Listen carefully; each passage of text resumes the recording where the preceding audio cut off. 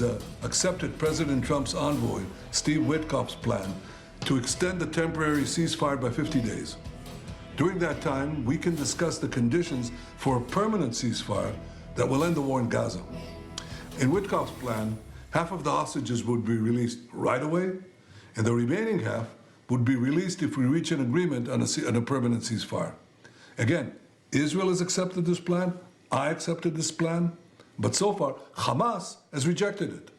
Hamas had also put forward positions for a permanent ceasefire that are totally unacceptable. Israel has decided to stop letting goods and supplies into Gaza, something we've done for the past 42 days.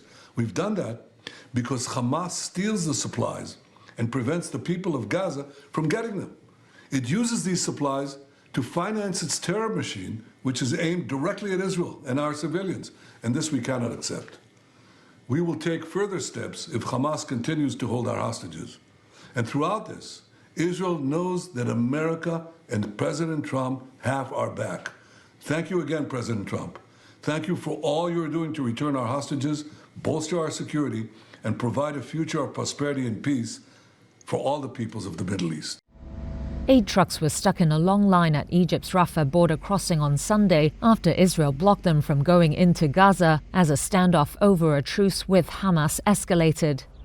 The first phase of the previously agreed ceasefire expired on Saturday, and talks for a second phase have yet to begin. Israeli Prime Minister Benjamin Netanyahu told a cabinet meeting on Sunday the country has agreed to a U.S. proposal for a temporary ceasefire in Gaza. The truce proposes to halt fighting until after the Muslim Ramadan holy month and the Jewish Passover holiday, ending around April 20th. Ramadan began on Saturday, with thousands of Palestinians seen sitting together between piles of rubble in Gaza for the first break of their daily fast in the evening. The proposed truce requires Hamas to release half of the living and dead hostages on the first day. The remainder are to be released at the end if a deal is reached on a permanent ceasefire. But Hamas has rejected the idea of a temporary extension and called on mediators Egypt and Qatar to intervene. It said it was committed to the originally agreed ceasefire, with second phase talks aimed at a permanent end to the war.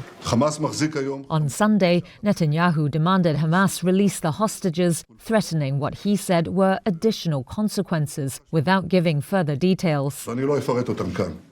In response to the rising tensions, Egypt's foreign minister called the use of aid as a weapon of collective punishment a flagrant violation of international humanitarian law. Badr Abdeletti also said the country was continuing intensive efforts to start the second phase talks. At a press briefing, Abdeletti said Egypt has a Gaza reconstruction plan ready to be presented at an emergency Arab summit in Cairo on Tuesday. It comes after Arab states firmly rejected President Donald Trump's plan for the U.S. to take control of Gaza and resettle Palestinians. Abdeletti said he could not give details yet, but that the Egyptian plan will ensure Palestinians remain in their land.